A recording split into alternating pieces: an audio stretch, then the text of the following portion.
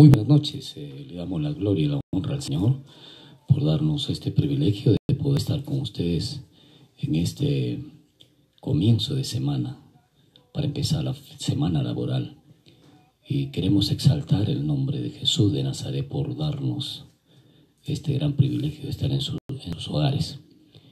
Desde ya queremos decirle pues que en la medida que vamos avanzando este plan de trabajo que Dios ha establecido en nuestras vidas, vamos encontrando mayores obstáculos, mayores presiones, mayores dificultades. Por eso perdónennos que hemos empezado 5 minutos después el programa. Perdónenos, por favor. Tampoco quiero justificar este hecho, pero les repito, siempre hay situaciones, siempre hay momentos de mucha dificultad, pero aquí estamos adorando y alabando al Rey de Reyes y Señor de Señores. De modo que ya los problemas hay que tirárselos a la espalda, ¿verdad? Hay que continuar batallando y decirle al Señor: aquí están, Señor, los problemas, y queremos darte la gloria y la honra por permitirnos este momento tan especial, Dios, de poder estarte adorando y alabando, glorificando y exaltando.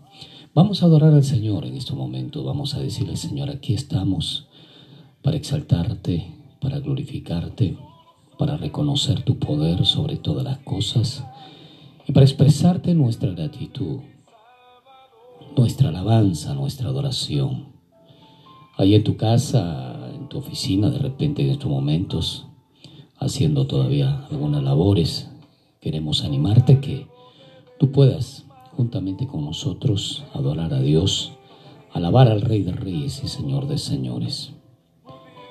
Padre, queremos honrarte, queremos glorificarte, queremos exaltarte con todo nuestro corazón y queremos humillarnos ante tus pies para reconocer tu grandeza, tu poder sobre todas las cosas. Tú eres digno de toda alabanza, de toda adoración. Tú eres digno de todo honor y de toda gloria.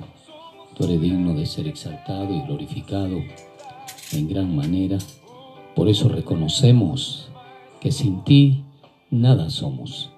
Reconocemos que contigo somos más que vencedores.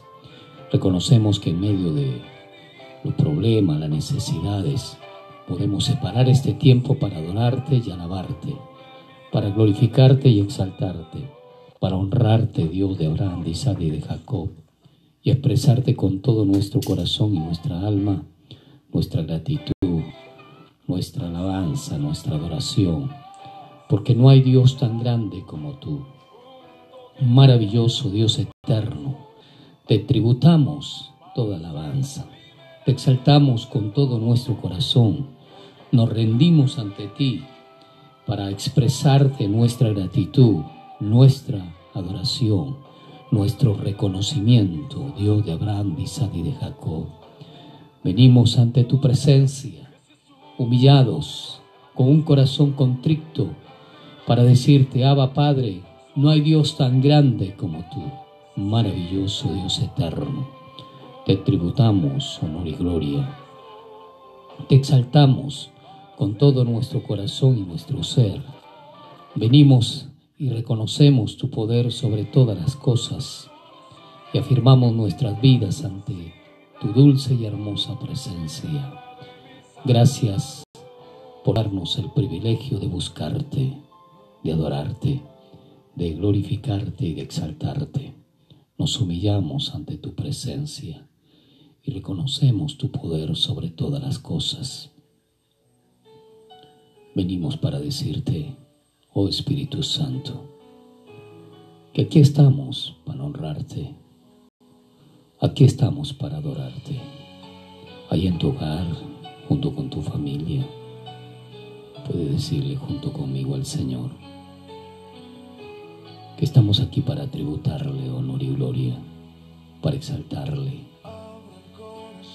Oh Señor,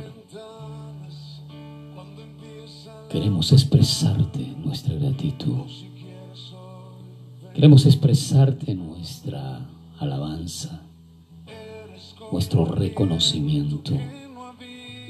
Dios omnipotente y omnisciente, Dios omnipresente, tuya la gloria y la honra, tuyo el honor y el poder.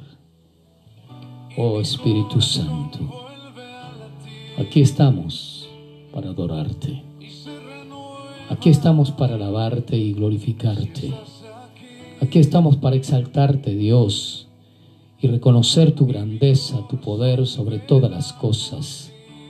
Adórale, alábale. Padre, escucha nuestra oración. Te suplicamos, te rogamos. Ven a nuestra vida. Te clamamos y te suplicamos que tu gracia, tu misericordia alcance nuestras vidas, porque necesitamos de ti. Oh Padre, gracias, gracias por concedernos el privilegio de buscarte y de adorarte. Tú también puedes hacerlo en tu casa. Tú puedes acercarte a nuestro Dios y decirle con todo tu corazón que le anhelas, que le amas, que le adoras, le alabas y que reconoces su grandeza, su poder. Oh Jesús,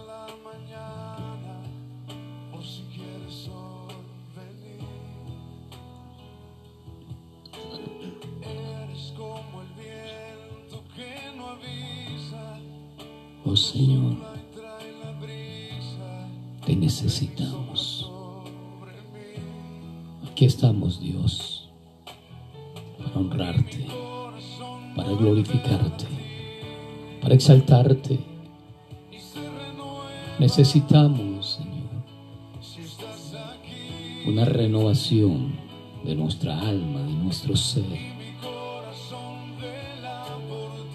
Adórale, alábale. Digno eres de todo honor, de toda gloria, Dios. Oh Espíritu Santo, llénanos. Te anhelamos, te exaltamos con todo nuestro corazón y nuestro ser. Nos humillamos ante tus pies para adorarte y alabarte. Y te damos todo honor, toda alabanza, toda gratitud por lo que eres, oh Espíritu Santo. Llénanos, llénanos. Oh Jesús.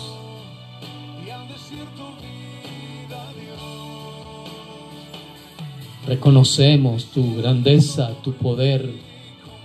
Reconocemos tu santidad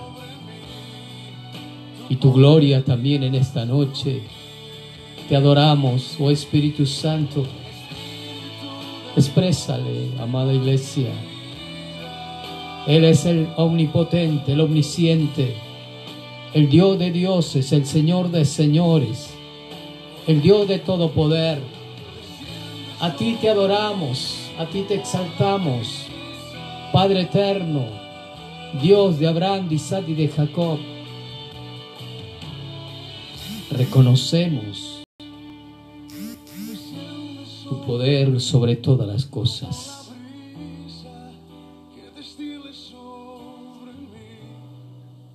Gracias, Jesús. Gracias, Señor. Te glorificamos con todo nuestro corazón, con todo nuestro ser. Nos humillamos ante tu presencia y te damos todo honor y toda gloria por todo lo que eres, por todo lo que haces. En el nombre del Padre, del Hijo y del Espíritu Santo. Amén, amén y amén. Amén, amada iglesia del Señor. Es una alegría pues estar en la presencia del Señor. Y es una alegría poder empezar esta semana abriendo la palabra de Dios, la inmutable palabra del Señor. Queremos agradecer al Señor por concedernos pues estar en su hogar y poder abrir el libro de los libros, que es el único que ha sido dado para que la iglesia se mantenga firme y estable haciendo las cosas de nuestro Padre. Hoy día vamos a hablar un poco del servicio al Señor y quiero pedir a mi esposa que lea el libro de Marcos, el capítulo 1, versículo 29 al 31, por favor. Y brinda tus saludos también, amor. Buenas noches, hermanos. Les saludo en el nombre del Señor, recordando que nuestra fe en Él sea sin acepción de personas. Vamos a leer la palabra en Marcos capítulo 1, del versículo 29 al 31. Jesús sana a la suegra de Pedro.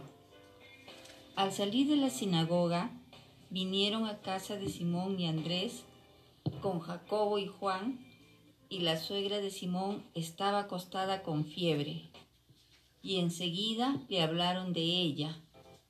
Entonces se le acercó y la tomó de la mano y la levantó, e inmediatamente le dejó la fiebre y ella le servía.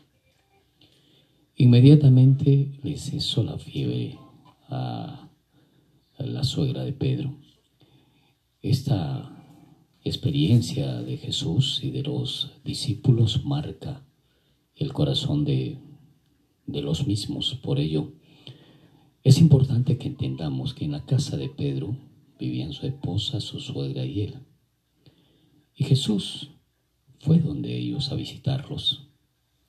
Ahora, es curioso que muchos de los discípulos de Jesús, como Pedro, Andrés, Jacobo, Juan y Mateo, eran de Capernaum o vivieron alguna vez en este lugar marítimo.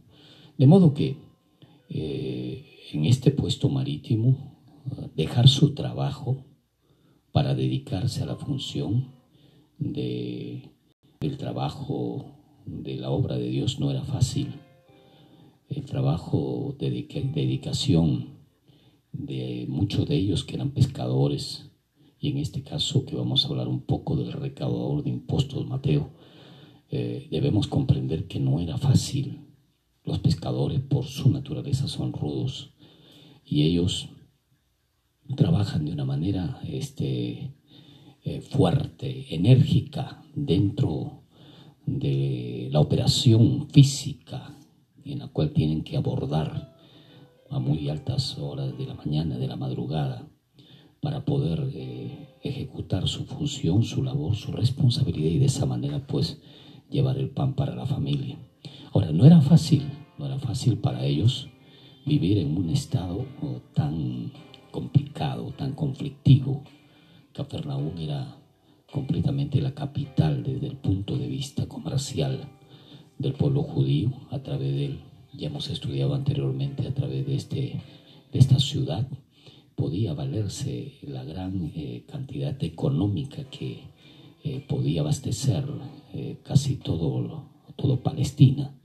Y en este lugar también se encontraba pues el ejército romano en diferentes ámbitos, haciendo pues guardia porque habían tomado al pueblo de Israel como esclavo.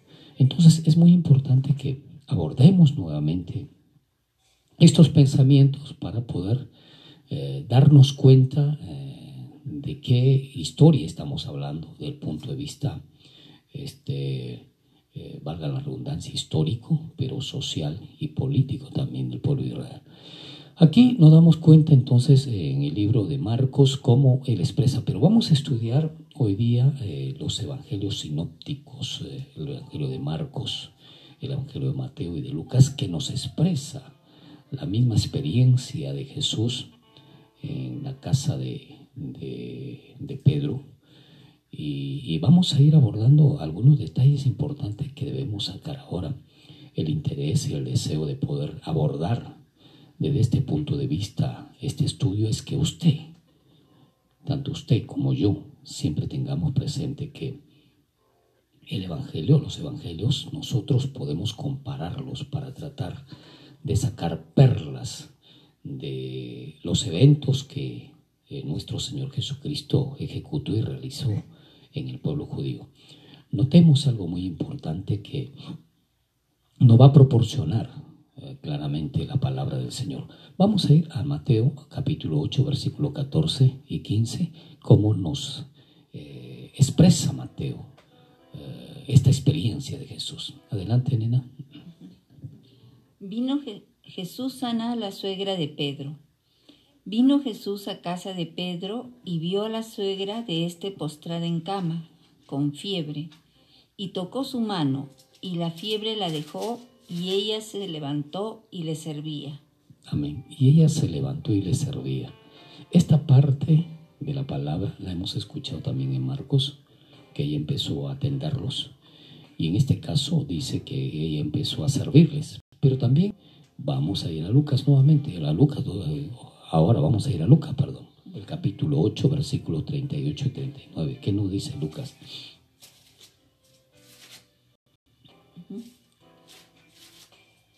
Lucas 8, del versículo 38 y 39, por favor, nena. Sí. Y el hombre de quien habían salido los demonios les rogaba que le dejase estar con él, pero Jesús les despidió diciendo: vuélvete a tu casa y cuenta cuán grandes cosas ha hecho Dios contigo. Y él se fue publicando por toda la ciudad cuán grandes cosas había hecho Jesús con él. Perdonen, equivocado el texto. He equivocado el texto. Es Lucas, vamos viendo. Resulta que Jesús claramente nos muestra a través pues, de estas experiencias en los evangelios algo muy importante y trascendental que debemos considerar cada uno de nosotros. Ayúdame a buscarlo, por favor, nena. Lucas, creo que es 4, a ver. Y Jesús en el desarrollo de la obra, Jesús 4, 38, 39, perdón por favor, hermanos, pero hay que solucionar esto de una manera rápida. 4, 38, 39, márcalo por favor. ¿Qué nos dice? Jesús sana a la suegra de Pedro. Entonces Jesús se levantó, Jesús se levantó y salió de la sinagoga. ¿No dice, no? Sí, adelante. Sí, y entró en casa de Simón. La suegra de Simón tenía una gran fiebre y le rogaron por ella. E inclinándose hacia ella, reprendió a la fiebre y la fiebre la dejó. Y levantándose, ella al instante le servía. Amén. Algo muy trascendental en el libro de Lucas que debemos considerar en este estudio. Mire lo que nos dice la palabra del Señor en el versículo 38. Dice que Jesús se levantó y salió de la sinagoga. O sea, Jesús había estado, para empezar, en la sinagoga habíamos estudiado anteriormente que se utilizaba los días de semana como centro de estudio para los niños, para los jóvenes, los adolescentes, para poderlos instruir en la ley judía. Para eso se utilizaban las sinagogas. Las sinagogas eran locales que habían sido establecidos en diferentes partes del pueblo de Israel, en diferentes ciudades, porque no todas las personas iban a ir al templo, porque si hubiesen ido todas las personas al templo no entraban, no cabían. Pero como el pueblo judío era un pueblo desde el punto de vista exigente, estudiar la palabra, exigente para guiarse a través de la ley de Moisés, entonces el pueblo judío tenía por costumbre, por norma, tener los días de reposo, que eran los días sábados, y esos días de reposo pues asistían a las sinagogas a adorar al Señor, a alabar al Señor, a glorificar al Señor y a escuchar la palabra de Dios que le dictaban los rabinos, los maestros de la ley en la sinagoga. Todos esos estudios se realizaban los días sábados, ya lo sabe entonces. Entonces Jesús había estado en la sinagoga y dice la palabra del Señor. Vuelvo a leer, nena, por favor, el versículo 38. Entonces Jesús se levantó y salió de la sinagoga y entró en casa de Simón. La suegra de Simón tenía una gran fiebre y le rogaron por ella. Aquí no nos muestra quiénes estaban allí. Por lo menos sí nos refiere que era la casa de Pedro, ¿verdad? Simón Pedro. Pero Jesús llegó con 4 discípulos ahí. Esto es muy importante, es trascendental, porque como vamos a ir estudiando durante esta jornada, vamos a darnos cuenta que la casa de Pedro es el origen, desde el punto de vista bíblico, donde se empezaron a reunir en las casas. Vuelvo a repetir, se reunían en las sinagogas. Las sinagogas eran locales que eran utilizados por el pueblo judío para enseñar la palabra y para enseñar las escrituras y la ley judía a los niños, a los jóvenes, a los docentes y también a los mayores. De repente habían reuniones ahí los días de semana. Entonces, eso eran las sinagogas y ahí se reunía el pueblo judío. En esas sinagogas se reunían el pueblo judío. Las sinagogas aproximadamente podían reunir unas 10 familias, aproximadamente unas 10 familias, contando con una familia, esposo y esposa y aproximadamente 5 o 6 hijos, porque esa era la costumbre que tenían varios hijos en ese tiempo. Bueno, entonces aquí nos vamos a dar cuenta que Jesús va a la primera casa, visitaría la primera casa en Pedro. Y vamos a ir viendo cosas muy importantes que debemos analizar en esta noche. ¿Cuál era la profesión? Si nosotros vamos a Mateo capítulo 8, 14, léelo, nena, por favor. Mateo 8, el versículo 14. Sí, dice, vino Jesús a casa de Pedro y vio a la suegra de este postrada en cama con fiebre. Amén. Pero también Marcos nos va a hablar algo específicamente. Note que Mateo tampoco nos habla cuántos discípulos habían ido, pero Marcos sí lo refiere. Vamos a ir a Marcos 1, 29, 31. Al salir de la sinagoga vinieron a casa de Simón y Andrés con Jacobo y Juan. Amén. Y la suegra de Simón estaba acostada con fiebre y enseguida le hablaron de ella. Entonces él se acercó y la tomó de la mano y la levantó, e inmediatamente le dejó la fiebre y ella le servía. Aquí Marcos ya nos presenta de una manera específica quiénes estuvieron. Dice, al salir de la sinagoga vinieron a casa de Simón y Andrés, Simón Pedro, Jacobo y Juan, y la suegra de Simón estaba acostada. Note claramente quiénes estaban ahí. Es muy importante que entendamos esto. Jesús no fue solo, Jesús fue con sus discípulos. Ahora, debemos por lo menos analizar algo muy importante aquí. Es que eran pescadores los que fueron allí. Mateo, llamado Leví, era recolector de impuestos y del gobierno romano. Y es trascendental el hecho de que los discípulos lo acompañaron a Jesús y estuvieron reunidos en casa. ¿Por qué fue Jesús a ver a Pedro? Noté algo muy importante, porque era su discípulo. Y tengamos claro que Jesús no sabía que la suegra de Pedro estaba enferma. Simple y sencillamente fue a visitarlo con otros discípulos y llegaron, y en el momento que estuvieron allí, entonces Pedro le expresó que su suegra estaba mal. Ahora, los pescadores eran claramente Andrés, Pedro, Santiago y Juan. Capítulo 4 de Mateo, versículo 18 y 22 nos va a decir algo respecto a ellos. ¿Puedes leerlo, por favor, nena? Sí. Mateo 4, 18.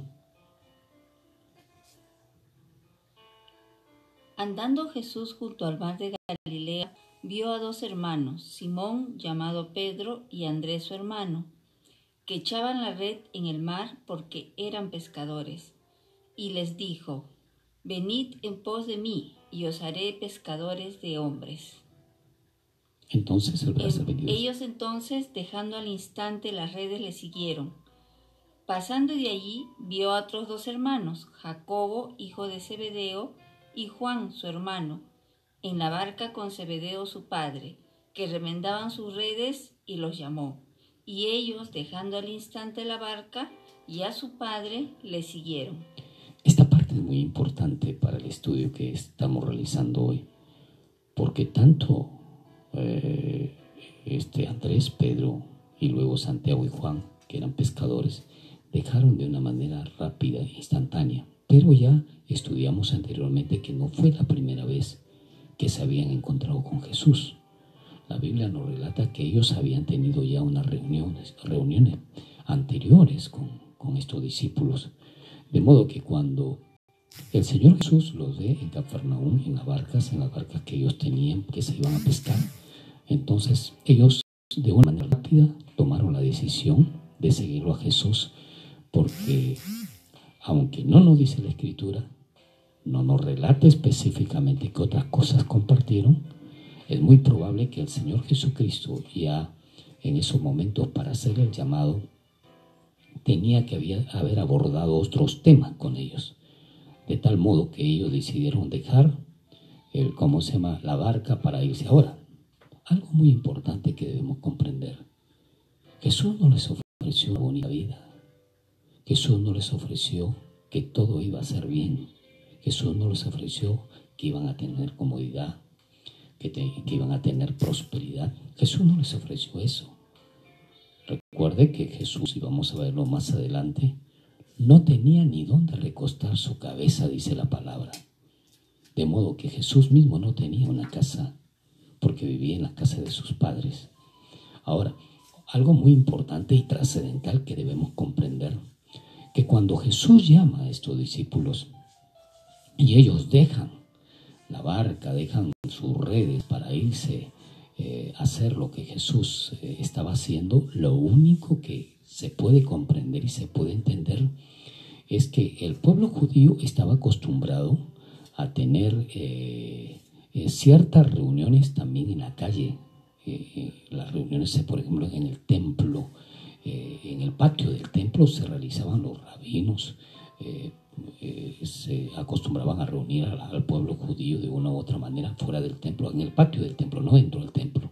En el patio del templo estaban acostumbrados a reunirlos para compartir con ellos ciertas enseñanzas que ellos abordaban. Y no solamente eso, sino que después Jesús, entonces, por todas las calles de Palestina, de una u otra manera, empieza a anunciar la palabra del Señor. Esto quiere decir que no solamente Jesús predicó en ese tiempo el Evangelio, o predicó el Antiguo Testamento, sino que también los rabinos lo hacían. ¿Por qué es importante que entendamos esto? Porque no era de sorprenderse que Jesús estuviera en el templo en alguna oportunidad, que estuviera en las sinagogas y que estuviera en las calles, en la falda de los cerros, en la copa de los cerros, no, en la falda de los cerros, anunciando y predicando y enseñando las Escrituras. Era algo normal, algo común que se realizaba en esos momentos. Es importante entonces ver la trascendencia del transcurso de la historia. Los cristianos en este tiempo empezaron a considerar, escúcheme bien, la casa de Pedro como un símbolo del cristianismo. ¿Por qué razón? Porque justo Jesús va con estos 4 apóstoles donde Pedro para poder compartir la palabra del Señor. De ahí nace esta doctrina que posteriormente se formó, porque se dice que encima de la casa de Pedro es donde se empiezan a hacer las reuniones posteriormente, muchos años después. Bueno, el asunto es que vamos estudiando. Lucas capítulo 5, versículo 27 y 29 nos dice esta parte de la palabra. Leemos, por favor. Después de estas cosas salió y vio a un publicano llamado Leví, sentado al banco de los tributos públicos, y le dijo: sígueme. Y dejándolo todo, se levantó y le siguió. Y Leví le hizo gran banquete en su casa, y había mucha compañía de publicanos y de otros que estaban a la mesa con ellos. Algo trascendental que nos dice la palabra del Señor aquí, que Leví, el publicano, Mateo, fue tocado por la gracia de Dios, por el poder del Señor Jesucristo, y dejó el banco de los tributos Pedro y los demás discípulos estaban en estos momentos abordando esta etapa trascendental que debemos considerar que fue dentro de la perfecta voluntad de Dios para desarrollar el trabajo ministerial. Ahora, el motivo por qué fue Jesús, sabemos a través de lo que hemos leído que fue porque fueron a visitarlo. No lo sabemos qué pasó, qué sucedió, pero fueron a visitarlo con los 4 discípulos. Pero algo trascendental nos quiere decir la palabra del Señor aquí. Y en esto quiero que usted me acompañe porque el libro de Marcos nos dice que hallaron a ella en cama, pero nos dice que le rogaron a Jesús, que le suplicaron a Jesús que la sanara. ¿Qué estaba pasando con esta mujer? Estaba enferma, no se dice de qué enfermedad estaba padeciendo, lo único que se dice es que estaba con fiebre. Pero algo importante sucede con ella una vez que es sanada. La palabra de Dios nos muestra en los 3 versículos que hemos leído es que ella se levantó y empezó a servirles. Esta actitud es la que a mí me llama mucho la atención del por qué nosotros, usted y yo, debemos siempre estar dispuestos a servir al Señor. Vamos a leer entonces Marcos para empezar en estos momentos a compartir qué es lo que significa servir al Señor. Marcos capítulo 1, 29 y 31. Léelo nuevamente, nena, por favor. Jesús sana a la suegra de Pedro. Al salir de la sinagoga, vinieron a casa de Simón y Andrés con Jacobo y Juan. Y la suegra de Simón estaba acostada con fiebre, y enseguida le hablaron de ella. Entonces él se acercó y la tomó de la mano y la levantó, e inmediatamente le dejó la fiebre y ella le servía. Amén. La Biblia la hemos abierto en diferentes versículos, en diferentes pasajes, para poder analizar lo que vamos a compartir en estos momentos. Andrés, juntamente con los otros discípulos, estaban en la barca y de repente, después de haber tenido una conversación con Jesús, dejaron las redes y le siguieron para servir al Señor. Para servirle, ¿por qué? Para servir con el Señor, ¿por qué? Porque ellos estaban convencidos de que Jesús había venido a realizar una misión y a realizar la misión de salvar al mundo de pecados. Recordemos en qué situación estaba el pueblo judío. La situación del pueblo judío no era tan bonita que digamos. Usted y yo, por lo menos en Latinoamérica, en toda Latinoamérica, no hay una experiencia como la que existía en esos momentos en el tiempo de Jesús. Porque en ese tiempo, vuelvo a repetir, y lo tendré que repetir siempre porque ese fue el estado del pueblo judío en el tiempo de Jesús.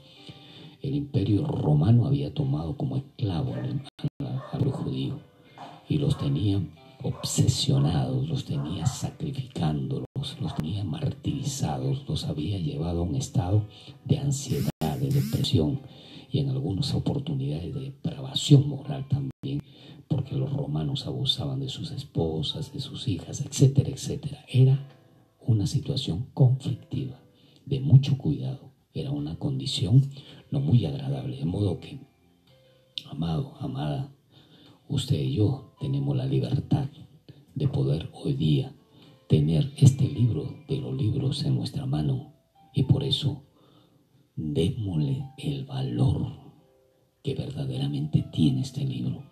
La palabra de Dios no es cualquier cosa. Estudiémosla. A través de ellas encontramos perlas preciosas, diamantes que podemos nosotros obtener, desarrollar también con el fin de poder adorar y agradar al Rey de Reyes y Señor de Señores. Entonces, aquí nos damos cuenta cómo Pedro y los discípulos dejan la barca y se van al servicio con el Señor. Algo trascendental que debemos entender. Ellos primero lo que tuvieron que hacer es convertirse a Cristo para seguirle.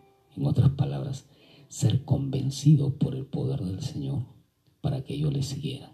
Entonces, Ellos decidieron dejar sus barcas. ¿Se preocuparon de su familia? Por supuesto que sí. ¿Se preocuparon de sus bienes económicos? Sí, sí se preocupaban. No es que ellos decidieron dejar y dijo, bueno, ya, que mi esposa, mis hijos, ellos se la vean. No, no, no, no, no. No fue así. Sino que para que ellos puedan dejar de hacer sus labores cotidianas, diarias, ellos tuvieron que estar convencidos de que lo que Jesús les estaba ofreciendo para poder ir y predicar la palabra de Dios era justamente la llave del reino de los cielos, la llave de lo mejor que podemos nosotros alcanzar y lograr. Y ellos tuvieron fe y confianza en Jesús, porque si Jesús no tenía dónde recostar su cabeza y expresaba con alegría la palabra de Dios, expresaba con ahínco, con esfuerzo, con dedicación, se levantaba muy de madrugada, dice la palabra del Señor, y muy a altas horas de la noche se iba a acostar a descansar. Y no sabemos dónde descansaba, pero él iba a descansar. Note claramente lo que estoy compartiendo. Trate de imaginarse cuál era el estado del Señor Jesús en esos momentos. Trate de ver y analizar, oiga, haga funcionar su capacidad mental, porque cuando nosotros empezamos a desarrollar una actitud de esta naturaleza desde el punto de vista sobria, desde el punto de vista prudente y desde el punto de vista bíblico, nos vamos a dar cuenta que los discípulos que siguieron a Jesús, que sirvieron con Jesús, fueron hombres bien valientes. Y bien valientes, ¿por qué? Porque ellos tuvieron que dejar todo. Vuelvo a repetir, es importante y trascendental esta actitud de los discípulos que acompañaron a Jesús. Pero no solamente eso, sino que también la mujer, la suegra de Pedro, una vez que fue sanada, dice la palabra de Dios, empezó a servirles. Empezó a servirles. ¿Qué significa esto para usted y para mí? Que Jesús no les prometió a ellos un hotel para ir a descansar en el servicio que tenían que hacer. Jesús no solamente estaba en Cafarnaúm, también iba a Perea, iba a Samaria, iba a diferentes lugares en esos momentos. Y entonces Jesús recorría toda Palestina. Y al dejar ellos su barca, ellos tenían que seguirle. ¿A dónde dormían? ¿Dónde cree que dormían? Eso le vamos a preguntar al Señor cuando estemos con Él, ¿no? Porque no podemos no podemos ir a más. En este caso, Jesús y los discípulos fueron donde Mateo. Fueron donde Mateo. No, de Simón Pedro. Fueron donde Pedro. Y la suegra de Pedro estaba enferma. Y note claramente puntos importantes que debemos considerar. Los costos de servir al Señor. Primeramente, el trabajo en este caso. Cuando tú estás seguro de que Dios te ha hecho un llamado, cuando tú estás seguro de que el Señor te ha llamado para algo, ¿sabes? La profesión, así como también Leví después le dijo, deja la mesa y sígueme, la mesa de los tributos y sígueme. Y dice la palabra del Señor que él dejó todo. Y sabe, quizás uno de los más afectados desde el punto de vista económico en estos momentos era justamente Mateo. ¿Y sabe por qué? Porque Mateo tuvo que dejar una profesión, si podemos decir la palabra, una profesión que tenía muchos ingresos económicos. Él trabajaba por el Imperio Romano cobrando los impuestos a sus mismos compatriotas. En otras palabras, lo que había hecho Mateo era vender su primogenitura. El oficio de él era cobrar impuestos, pero en ese cobro de los impuestos se excedía muchas veces y hacía lo que consideraba con el imperio, con su pueblo, con sus compatriotas, con el pueblo judío, y a los romanos les concedía el dinero que ellos consideraban. Por eso es que en ese tiempo le decían a los publicanos que eran como piojos hambrientos y sedientos de sangre, que le chupaban le chupaban la sangre a sus mismos compatriotas. Mateo no era bien visto. Mateo era visto como un ladrón, como un extorsionador. Mateo era visto como un esclavizante para el pueblo judío. Por ello era importante. Ahora, nos habla que que él estaba en los bancos de los tributos, pero no solamente ese impuesto cobraban, ¿eh? No crea que solamente esos impuestos cobraba Mateo Leví y todos los que cobraban impuestos. No crea usted. ¿Sabe? Cobraban impuestos de los terrenos, de los granos. Cobraban impuestos e inclusive de todo lo que vendían las tiendas. Cobraban impuestos de todo, de la casa, de todo cobraban impuestos. O sea, eran personas incisivas cobrando los impuestos y malograban a las personas, a los compatriotas suyos, les dañaban el corazón porque no solamente distorsionaban, que sino si se enteraban que algún judío tenía en su casa granos que no habían sido pagados los impuestos, ni tampoco habían sido totalmente examinados para cobrar los impuestos, ellos se metían a la casa y les sacaban todo. O sea, hacían ese tipo de experiencias, tenía el pueblo judío. Entonces Mateo decide dejar ese trabajo para servirle al Señor, para servir con el Señor, para el reino de los cielos, y decide seguirles. Escúcheme, los costos de dejar espacios en la vida suya que eran importantes, que le generaban ingresos, no era fácil.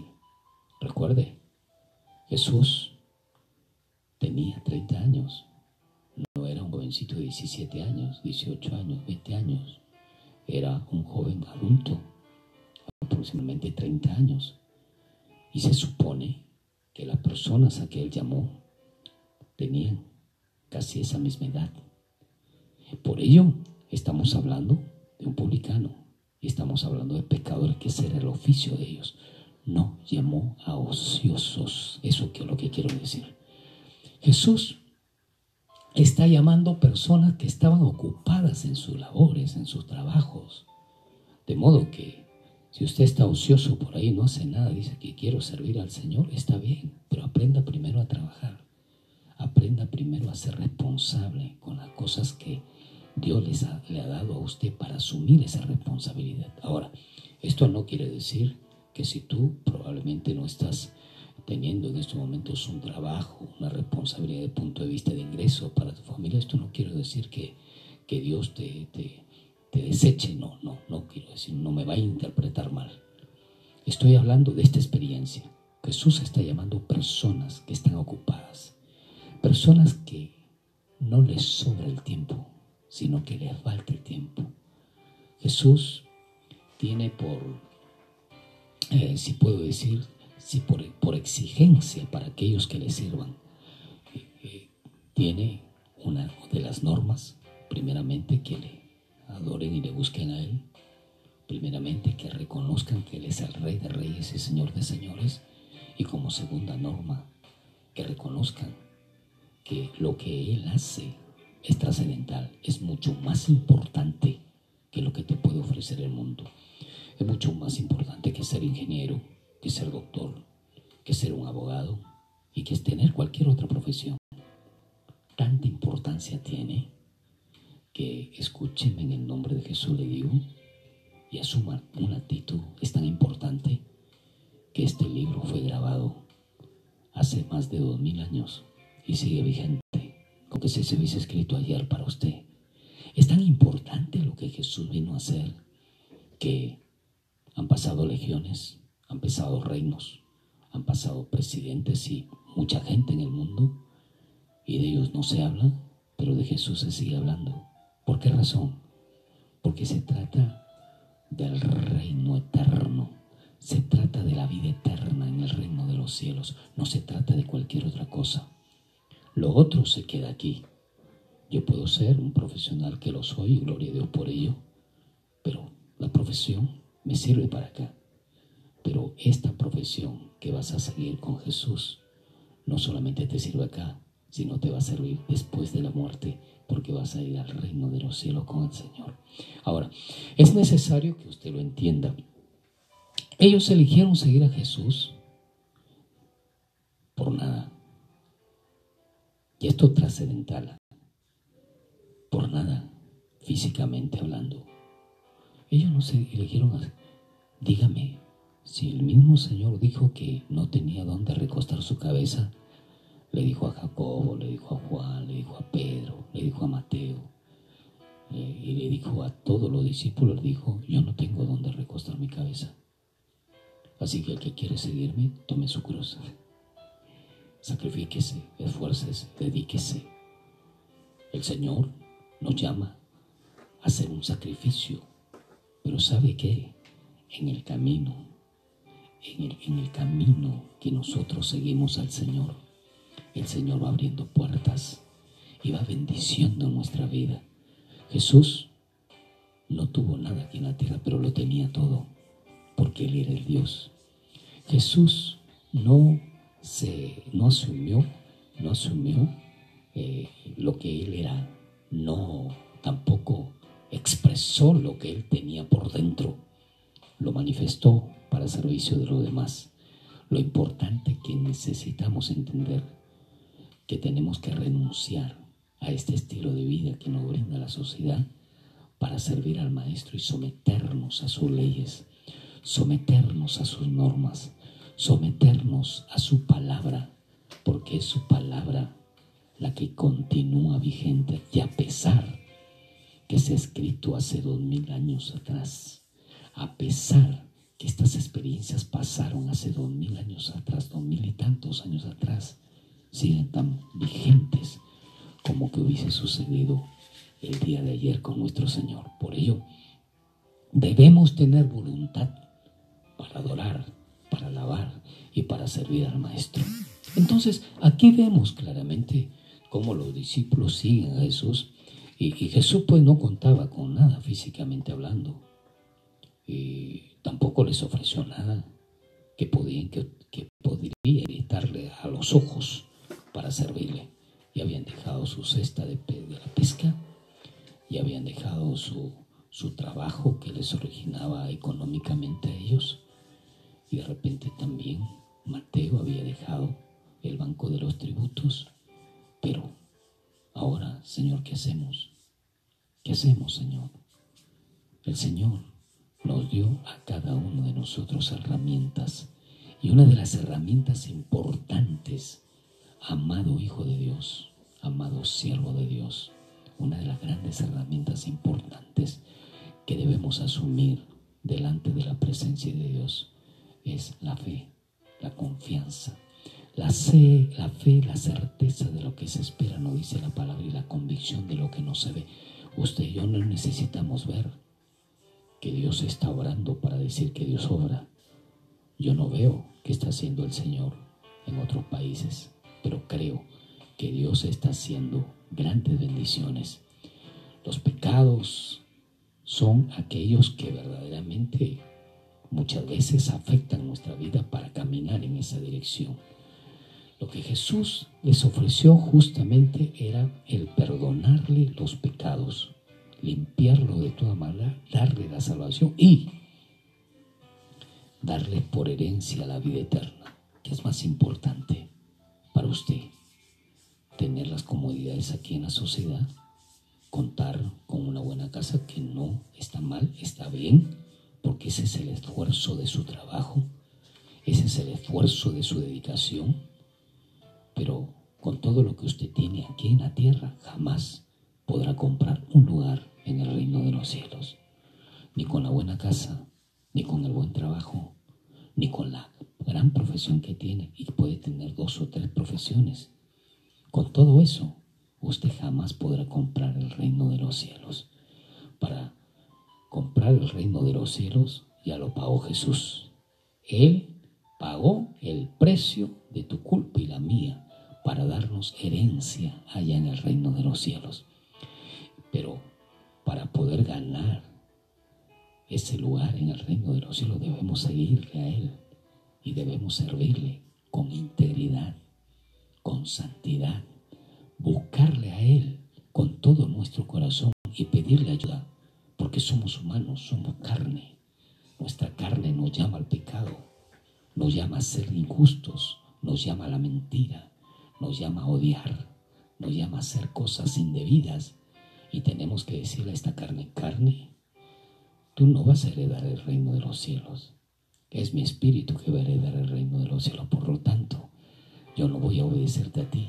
Yo voy a obedecer al Rey de Reyes y Señor de Señores, aquel que me llamó para servirle, para adorarle y para buscarle. Y esto es lo que estaba pasando pues con estos hombres que fueron llamados. Ahora, ¿cuál era la demanda? La demanda era predicar por las calles y en Palestina. ¿Por qué? Porque es allí donde había sido la promesa dada, tanto a los profetas, en Isaías y Ezequiel. Había sido dada esa profecía que en Jerusalén en Belén iba a nacer el niño, el Salvador del pueblo judío, del pueblo de Israel. Entonces, por eso es que llegó Jesús a Palestina, por eso es que llegó Jesús. Y ahí Jesús entonces empieza a llamar a sus discípulos, y debemos considerar que cada día, el Señor Jesucristo estaba en los días sábados, cada día sábados, estaba en las sinagogas enseñando. Pero también Él predicaba por toda Palestina, los días de semanas en las calles, enseñaba vuelvo a repetir, en los montes, en la falda de los montes, en las calles, e instruía y capacitaba en las colinas, en las faldas de los cerros. ¿Para qué? Para poder de esa manera preparar a los 12 discípulos y posteriormente a los siguientes otros discípulos que iban a ser llamados para poder recorrer todo el mundo con la palabra de Dios. Gracias a ellos que hoy día usted y yo conocemos este bendito libro, la palabra de Dios. Gracias a ellos, a esa valentía de esos hombres, a esa disposición de esos hombres que dejaron sus actividades diarias, que dejaron sus actividades que les proponía y les brindaba el factor económico para poder sustentarse, para seguir a Jesús, que dejaron sus profesiones aún, dejaron la vida ociosa, hueca y vacía para decidir ahora predicar la palabra de Dios. La cebra de Pedro entonces estaba ahí, y Pedro y los apóstoles que sirvieron a Jesús por gratitud, por amor, le sirvieron en su obra. Ella, de una manera rápida, comenzó a servir al Señor. ¿Qué está haciendo usted con esa bendita gracia que Dios le dio para servirle? ¿Está sirviendo al Señor? No, pastor, es que yo no me llaman en la iglesia para servirle. Hay diferentes medios de servirle al Maestro. Llame por teléfono a una amiga suya, a un pariente suyo, y ore por él. Que puede compartir con él qué problema pasa, qué es lo que sucede, en qué forma puede ayudarle, apoyarle. Ore por él, y en algunas oportunidades probablemente también le va a costar fondo económico para ayudar y apoyar a las personas, pero debemos hacerlo. No crea que simple y sencillamente el predicar la palabra de Dios desde el punto de vista compartida, hablada, expresada, es lo que tenemos que hacer. A nosotros los ministros, los pastores, nos llama a muchas cosas el Señor: a apoyar en el trabajo, en la obra, a servir de repente con un bien, a compartir con alimentos a los necesitados. Esto es muy importante. Servir al Señor es justamente renunciar a nosotros mismos para hacerlo a Él. Y cuando Dios te dice y te ordena, no debe dejar de hacerlo, porque donde nosotros estemos debemos ser luz para los demás. Y eso es lo que significa servir al Señor. ¿Qué está haciendo usted? ¿Qué estoy haciendo yo con ese regalo precioso que Dios nos ha dado? De servirle al Rey de Reyes y Señor de Señores, Él es nuestro Dios, Él es nuestro Padre. Y cuando hacemos algo para los demás, lo hacemos para Él. Porque Dios dice en su palabra claramente, aquello que tú haces, vas a hacer con estos pequeñitos, me lo estás haciendo a mí, dice el Señor. Y cuando está hablando de pequeñitos, no está hablando de niños, ¿eh? Está hablando de pequeñitos espiritualmente hablando. En otras palabras, de aquellos que todavía no tienen ese amor profundo por leer esta palabra de Dios, por acercarse a Dios con libertad. Por ellos, Dios nos llama a que nosotros nos esforcemos y nos dediquemos. Ya estamos finalizando, no sin antes pues agradecerles por haber estado en sintonía y decirles a ustedes que compartan esta enseñanza con sus amistades. Esa es una de las formas también de servir al Señor. Compártanlo por las redes sociales. Hagan lo que ustedes consideren por las redes sociales, pero compartan la palabra de Dios. Anuncien el Evangelio. Estamos en estos últimos tiempos y debemos aprovechar el tiempo. No debemos quedarnos callados. Y quiero, a propósito de esto, quiero culminar felicitando a muchos hermanos a nivel mundial. Veo a través de las redes sociales de diferentes países, hombres y mujeres, que se han dedicado a través de las redes sociales a predicar, a anunciar la palabra. Es el momento, es el momento. Y algo muy importante es que Jesús, Él, de una manera tan sabia, Él claramente dio esa demanda a cada uno de nosotros, que lo dice la palabra de Dios.